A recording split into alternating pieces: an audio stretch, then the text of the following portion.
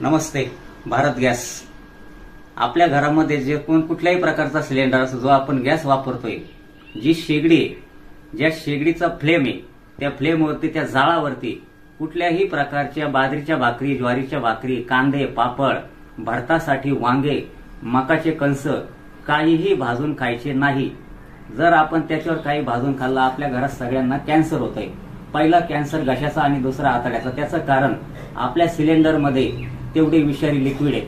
त्या लिक्विड पासून आपल्याला तो कॅन्सर होतो. पहिला कॅन्सर घशाचा आहे, दुसरा कॅन्सर आतड्याचा आहे. यामुळे त्याच्यावरती कुणी कधीही काही भाजून खाऊ नका, ही विनंती भारत